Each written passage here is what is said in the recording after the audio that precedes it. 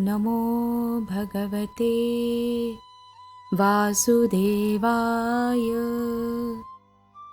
18वां अध्याय भिन्न भिन्न वर्षों का वर्णन। श्री सुखदेव जी कहते हैं, राजन, भद्राश्व वर्ष में धर्मपुत्र भद्रश्रवा और उनके मुख्य मुख्य सेवक भगवान वासुदेव की हयग्रीव संज्ञक धर्ममयी प्रिय मूर्ति को अत्यंत समाधि निष्ठा के द्वारा हृदय में स्थापित कर इस मंत्र का जप करते हुए इस प्रकार स्तुति करते हैं। भद्रश्रवा और उनके सेवक कहते हैं, चित्त को विशुद्ध करने वाले ओंकार स्वरूप भगवान धर्म को नमस्कार है। अहो, भगवान की लीला बड़ी विचित्र है, जिसके कारण ये जीव संपूर्ण लोकों का संहार करने वाले काल को देखकर भी नहीं देखता और तुच्छ विषयों का सेवन करने के लिए पापमय विचारों की उधेड़-बुन में लगा हुआ अपने ही हाथों अपने पुत्र और पिताजी की लाश को जलाकर भी स्वयं जीते रहने की इच्छा करता है। विद्वान लोग जगत को नश्वर बताते हैं और सूक्ष्मदर्शी आत्मज्ञानी ऐसा ही देखते भी है, तो भी जन्म रहित प्रभु, आपकी माया से लोग मोहित हो जाते हैं। आप अनादि है तथा आपके कृत्य बड़े विस्मयजनक है। मैं आपको नमस्कार करता हूँ। परमात्मन, आप अकर्ता और माया के आवरण से रहित है, तो भी जगत की उत्पत्ति, स्थिति और प्रलय ये आपके ही कर्म माने गए हैं, सो ठीक ही है। इसमें कोई आश्चर्य की बात नहीं है, क्योंकि सर्वात्म रूप से आप ही संपूर्ण कार्यों के कारण हैं और अपने शुद्ध स्वरूप में इस कार्य कारण भाव से सर्वथा अतीत है। आपका विग्रह मनुष्य और घोड़े का संयुक्त रूप है।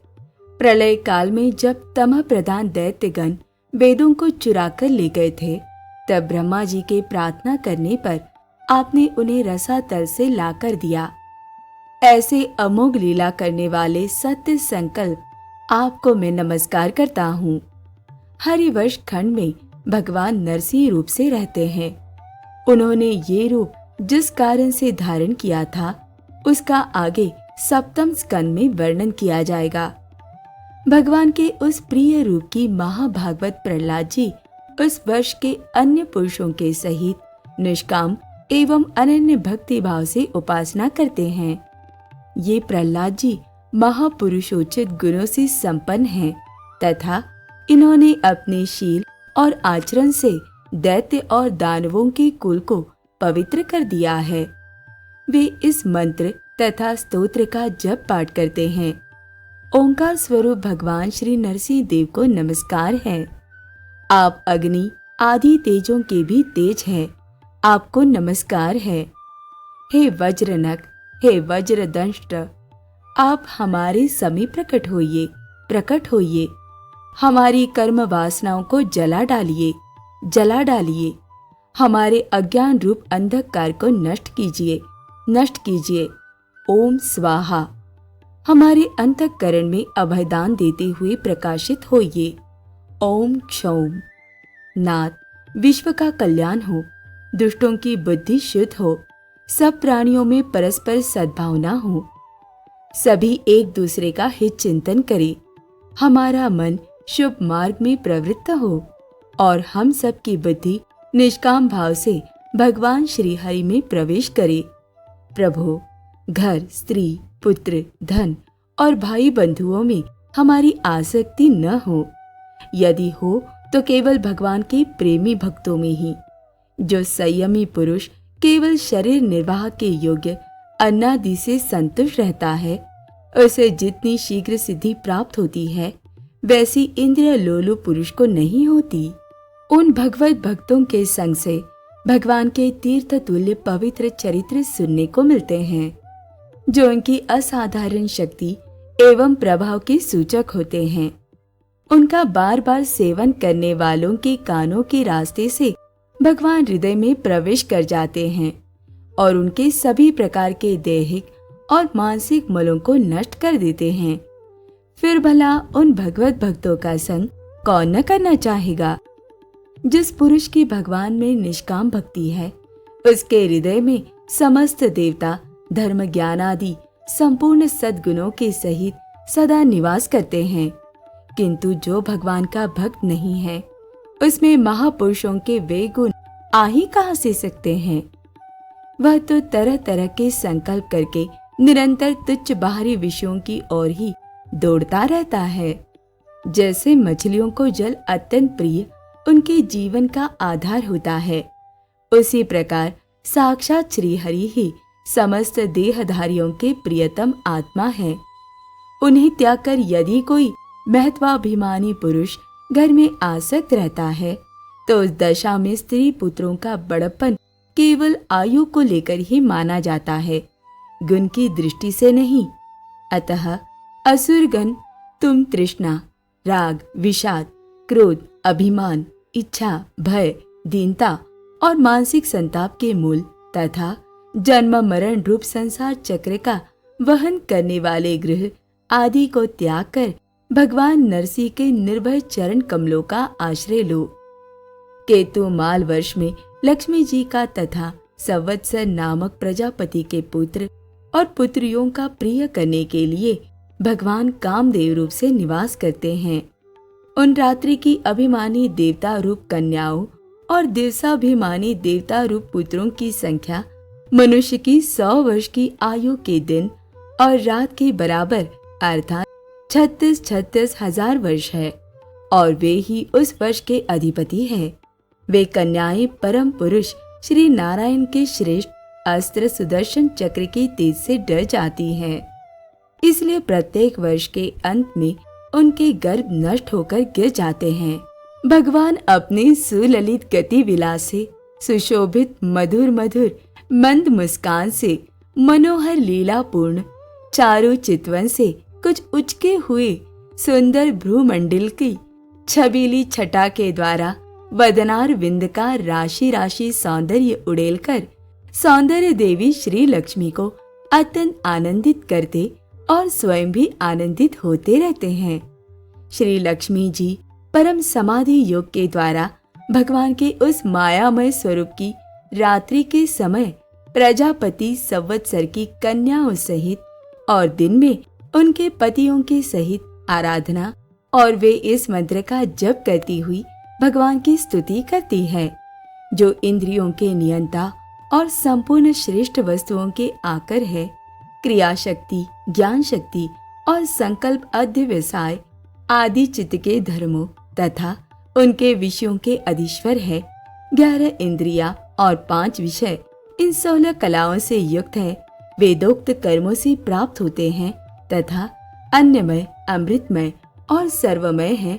उन मानसिक, इंद्रियक एवं शारीरिक बल स्वरूप परम सुंदर भगवान कामदेव को ओम राम रीम रूम इन बीज मंत्रों के सहित सब ओर से नमस्कार है।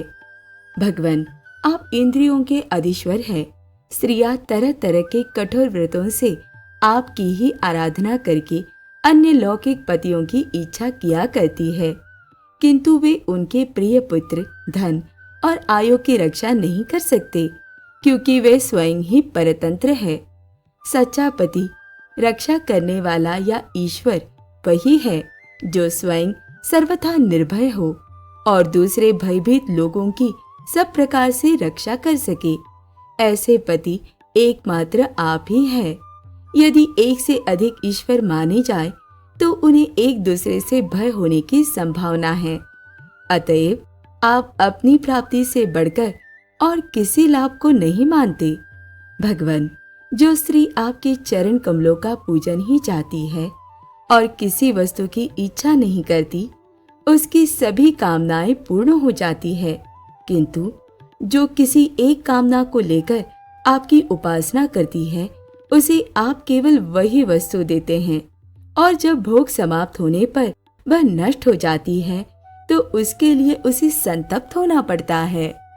अजीत, मुझे पाने के लिए इंद्रिय सुख के अभिलाषी ब्रह्मा और रुद्र आदि समस्त सुरासुरगण घोर तपस्या करते रहते हैं, किंतु आपके चरण कमलों का आश्रय लेने वाले भक्त के सिवा मुझे कोई पा नहीं सकता, क्योंकि मेरा मन तो आप में ही लगा रहता है। अच्युत, आप अपने जिस वंदनीय कर कमल को भक्तों के मस्तक पर रखते हैं, उसे मेरे सिर पर भी रखिए। वरेण्य, आप मुझे केवल श्री लांछन रूप से अपने वक्षस्थल में ही धारण करते हैं, सो आप सर्व समर्थ हैं। आप अपनी माया से जो लीलाएं करते हैं, उनका रहस्य कौन जान सकता है। रम्यक वर्ष में भगवान ने वहां के अधिपति मनु को पूर्व काल में अपना परम प्रिय मत्स्य रूप दिखाया था। मनु जी इस समय भी भगवान के उसी रूप की बड़ी भक्ति भाव से उपासना करते हैं और इस मंत्र का जप करते हुए स्तुति करते हैं। सत्व प्रधान मुख्य प्राण सूत्रात्मा तथा मनोबल, इंद्रिय बल और शरीर बल ओंकार पद के अर्थ सर्वश्रेष्ठ भगवान महामत्स्य को बार बार नमस्कार है। प्रभो, नट जिस प्रकार कठपुतलियों को नचाता है, उसी प्रकार आप ब्राह्मण आदि नामों की डोरी से संपूर्ण विश्व को अपने अधीन करके नचा रहे हैं। अतः आप ही सबके प्रेरक हैं। आपको ब्रह्मादि लोकपालगण भी नहीं देख सकते, तथापि आप समस्त प्राणियों के भीतर प्राण रूप से और बाहर वायु रूप से निरंतर संचार करते रहते हैं। वेद ही आपका महान शब्द है। एक बार इंद्रादि इंद्रियाभिमानी देवताओं को प्राण स्वरूप आपसे डाह हुआ, तब आपके अलग हो जाने पर वे अलग अलग अथवा आपस में मिलकर भी मनुष्य, पशु, स्थावर जंगम आदि जितने शरीर दिखाई देते हैं, उनमें से किसी की बहुत यत्न करने पर भी रक्षा नहीं कर सके। अजन्मा प्रभु, आपने मेरे सहित समस्त औषध और लताओं की आश्रय रूपा इस पृथ्वी को लेकर बड़ी बड़ी उत्ताल तरंगों से युक्त प्रलयकालीन समुद्र में बड़े उत्साह से विहार किया था। आप संसार के समस्त प्राण समुदाय के नियंता हैं। मेरा आपको नमस्कार है। हिरण्यम वर्ष में भगवान कच्छप रूप धारण करके रहते हैं। वहां के निवासियों के सहित पितृराज अर्यमा भगवान की उस प्रियतम मूर्ति की उपासना करते हैं और इस मंत्र को निरंतर जपते हुए स्तुति करते हैं, जो संपूर्ण सत्व गुण से युक्त है, जल में विचरते रहने के कारण जिनके स्थान का कोई निश्चय नहीं है तथा जो काल की मर्यादा के बाहर है, उन ओंकार स्वरूप सर्वव्यापक सर्वाधार भगवान कच्छप को बार बार नमस्कार है। भगवान, अनेक रूपों में प्रतीत होने वाला ये दृश्य प्रपंच यद्यपि मिथ्या ही निश्चय होता है, इसलिए इसकी वस्तुतः कोई संख्या नहीं है, तथापि ये माया से प्रकाशित होने वाला आपका ही रूप है। ऐसे अनिर्वचनीय रूप आपको मेरा नमस्कार है। एकमात्र आप ही जरायुज, स्वेदज, अंडज, उद्भिज, जंगम, स्थावर, देवता, ऋषि, पितृगण, भूत, इंद्रिय, स्वर्ग, आकाश, पृथ्वी, पर्वत, नदी, समुद्र, द्वीप, ग्रह और तारा आदि विभिन्न नामों से प्रसिद्ध है। आप असंख्य नाम, रूप और आकृतियों से युक्त हैं। कपिलादि विद्वानों ने जो आप में 24 तत्वों की संख्या निश्चित की है, वह जिस तत्व दृष्टि का उदय होने पर निवृत्त हो जाती है, वह भी वस्तुतः आपका ही स्वरूप है। ऐसे सांख्य सिद्धांत स्वरूप आपको मेरा नमस्कार है। उत्तर कुरुवर्ष में भगवान यज्ञ पुरुष बराह मूर्ति धारण करके विराजमान हैं। वहां के निवासियों के सहित साक्षात पृथ्वी देवी उनकी अविचल भक्ति भाव से उपासना करती है। वहां के निवासियों के सहित साक्षात पृथ्वी देवी उनकी अविचल भक्ति भाव से उपासना करती और इस परमोत्कृष्ट मंत्र का जाप करती हुई स्तुति करती है, जिनका तत्व मंत्रों से जाना जाता है, जो यज्ञ और क्रतु रूप है तथा बड़े बड़े यज्ञ जिनके अंग हैं, उन ओंकार स्वरूप शुक्ल कर्ममय त्रियुग मूर्ति पुरुषोत्तम भगवान वराह को बार बार नमस्कार है।